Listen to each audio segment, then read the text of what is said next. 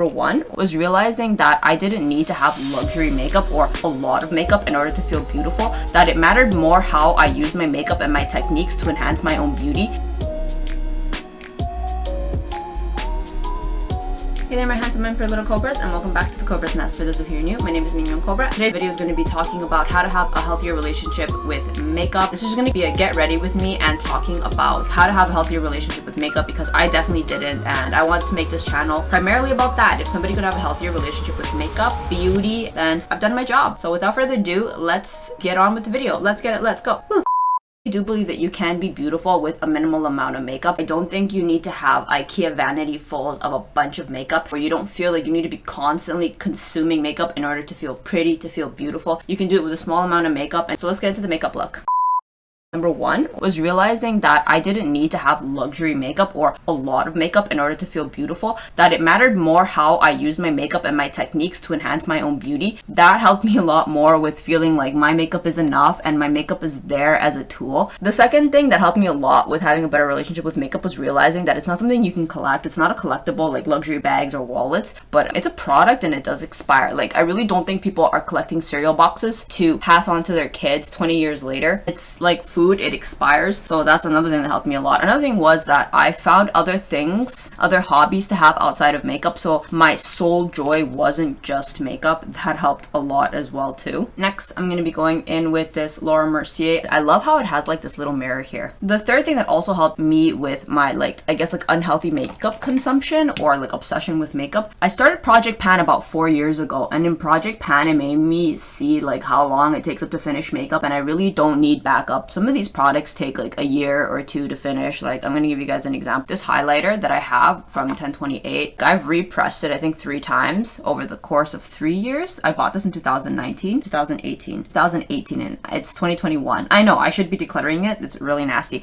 But the point that I'm trying to illustrate here is that makeup takes a really long time to finish. You don't need to buy backups. I know we like buying backups, right? There's that fear mentality, that FOMO. That's the other thing that I had to address. A lot of these companies do kind of prey on one's FOMO, this idea that, oh no, it's gonna run out, oh, it's limited edition, oh, they're going out of business, oh, they're not restocking anymore, I gotta stock up on my favorites. And that's another thing that I had to address, was I had to address my FOMO, and I had to kind of come to more rational ideas that like if the company goes under, it's alright, there's other companies I could buy from. If I thought that like I need backups, I have to remind myself that these products take like a year or two to finish. Some of them expire even before that. If I really did run out of a backup or something, I would just tell myself it's alright, and that's an opportunity to try something else. Like, with so much makeup choice and abundance that we live in, that it's okay. It's a new opportunity to try something new if a backup runs out. I like doing this thing where I like highlighting my nose bridge. I have a pretty strong nose, so I like emphasizing my nose bridge in a very masculine. This is contour for men, actually, for men noses. But it's very suitable for me because it's very long. When I used to contour it the way most women contour, where like make a button nose, it just gave me like a hang nose, and it just wasn't very suitable. And that's another thing that helped me a lot in my having a healthier relationship with makeup, was realizing that my makeup is unique to me and that I don't need to make it look like everybody else or follow trends like everybody else. And that includes buying like certain items that are like lustful. Like, I'm not gonna lie, this was definitely a hype item. I mean, I love it, it's great, I finished it, but yeah, I'm not gonna lie, there's a lot of things that I bought because I saw on social media, so that's another thing I had to do in the early stages of my like fixing and having a healthier relationship with makeup, was to unsubscribe from a lot of like beauty content, beauty gurus, because I really had to work on my relationship with makeup in the first place. So I'm just gonna take this as well and just contour here in the cheeks, the hollows of my cheeks. Get that snatched cut look. I was ruthless. I unsubscribed from everybody, and I stayed unsubscribed I think for like several months, maybe half a year, before I went back, before I trusted myself. And that's another tip that helped me a lot. Like, a lot of these tips I actually got from Reddit's Makeup Rehab, and it was the tip that like an alcoholic, stay out of the store, stay out of the online store. I know that that's just like, you think you have the willpower, but if you don't have a healthy relationship with makeup, you need to take a break and you really need to heal. Like, staying out of the stores is to, one, curb temptation, 2, you can't lust for what you don't know. And 3, just give yourself that time to heal, because, you know, it's been years of like being told you need this and you need that and things are your holy grail and blah blah blah blah. Oh, and that brings me to my next tip. I stopped glorifying makeup and putting makeup on the stool of like, I need to find my holy grail. For the most part, like if I told you I was wearing this, a drugstore brand, or if I was wearing this, would you know? Like if I took that down, do you know what I'm wearing? No, you don't. So I stopped putting things as holy grails, thinking like this is my holy grail and this is, I mean, there are certain levels of like quality for makeup. I'm not advocating for you to go buy garbage, but what I'm trying to say is I just stopped making makeup have a holy grail. I'm gonna highlight the nose bridge, which I'm gonna take this. This is from 1028, the Rose Glow. I do love a lot of Asian cosmetics. Asian cosmetics, I feel like the bang for the buck and the performance it's unreal. Like I really like it a lot, and they last a long time. And like, do you see that shine? Like that is so pretty. Another thing that I also had to do, this is more kind of like on a cognitive level, but another tip that I have to say is that I stopped obsessing over the idea that I had to be beautiful. I think that that is kind of the driver, at least I feel, as to why a lot of people go so deep in their makeup obsession, because like at the core of it, we want to be pretty, and we think we'll be pretty if we have more makeup. More makeup equals more beauty, right? Isn't that the thought process? But once you start addressing the idea like why do you want to be pretty, you start addressing deeper stuff like childhood stuff, like maybe a boy in school didn't like me, or someone used to tell me I was really ugly, or this and that. There's like a lot of deep-rooted stuff that once you start addressing why you buy so much makeup, the underlying issues come out, and that's something that I had to go on. It's a painful thing. Like nobody wants to face those type of demons. Isn't that the reason why we buy makeup in the first place? To put a band-aid on all our inner demons. Putting on a perfume. This is Peach. It's completely worn out, and I'm project panning it. Yeah, another tip that I can give that also helped me have a healthier relationship with makeup was this idea that I wanted everything to fit into a bag. Like this is just off YSL makeup bag that I picked up while I was in Korea about like 3 years ago, and it's still going strong. And I just, knowing that I had a container that I needed it to fit in, and I am no longer using these type of containers, like this not being suitable or acceptable, because those things you feel like you want to fill them up with more stuff. Like I have these left over. These are like my Muji stuff, and like they're really good for like living at home and having them out. But ideally, I like the idea that when I go to my boyfriend's or if I travel, I can take them and put them in here. So that has been one of the goals that I've been trying to implement, and it has also helped curve my shopping, is this idea that it needs to fit in a makeup bag. So I really can't be having duplicates. Like, I mean, like I do have duplicates. You just saw the foundations, but the direction that I'm going in and the guideline that I have is that I want it to fit in a makeup bag.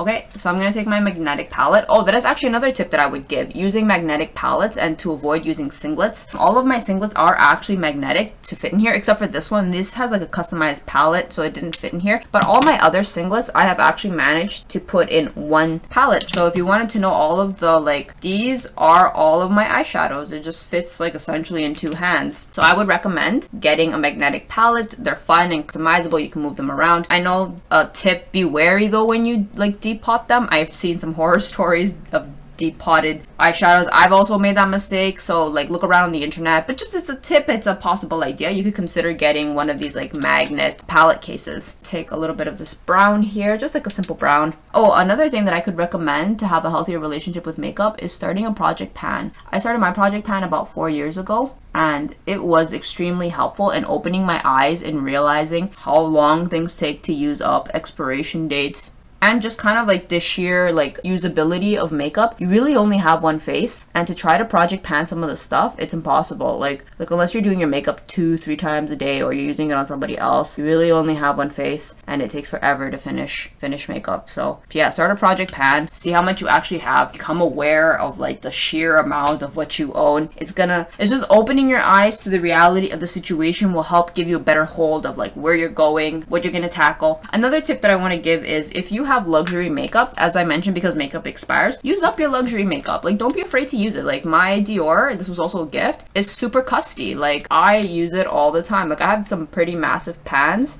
in the pink and in the silver. I don't like the sparkles getting on the mirror, but you can see I have some deep pans in this pink one and in the silver one. Use your luxury makeup. Don't be afraid to use it. My liquid liner that I use is Shiseido. A good tip that I learned about liquid liner is that only bring the line to where the iris is, only the half point of the eye. It creates a very pretty cat eye. I actually learned that tip from Lily Maymack. while that dries, I'm gonna put on blush. I really like using these Korean blushers. These are from Too Cool for School. I have them in the Rosy Suede and the Cottony Peach. I'm quite fair skinned, so I tend to go for very light shades. If I use something that's a little bit like deeper pink or like more pigmented, it may look okay and decent in camera, but in person, it's very scary. Another thing is to be diligent about your expiration dates for your products in general. Since they do expire, it's always good to know how old your stuff is. I know that I'm not probably the best person to be giving that advice, given that like I do tend to hoard my makeup way longer than I should be, but still good. It's still good to know. Like, I mean, if you do ask me how old my makeup is, I actually do know.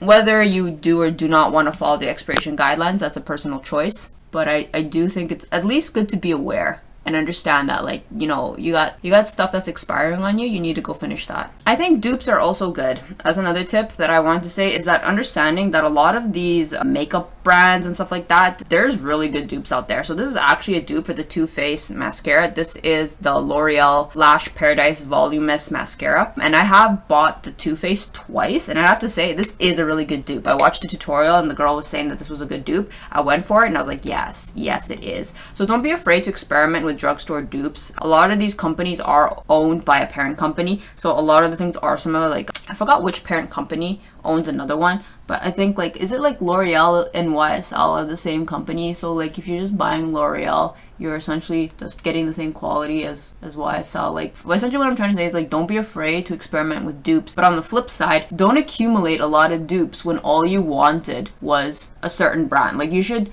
find that balance between dupes and just going for the real thing. Because when you think about how much money you spend on dupes, could have just got the real thing. And especially if you're going for minimal makeup bag, if you really can only have one, you should have the one that you want. And by the like flip side, just because it's your only one doesn't necessarily mean you have to go for the brand name, like the brand, or thinking that the brand is an indicator of the quality. Like, if it's the aesthetic and it's a brand that you really like and it has moral values or whatever, then yeah, you should go for it. Okay, I think we're like finishing up the look here.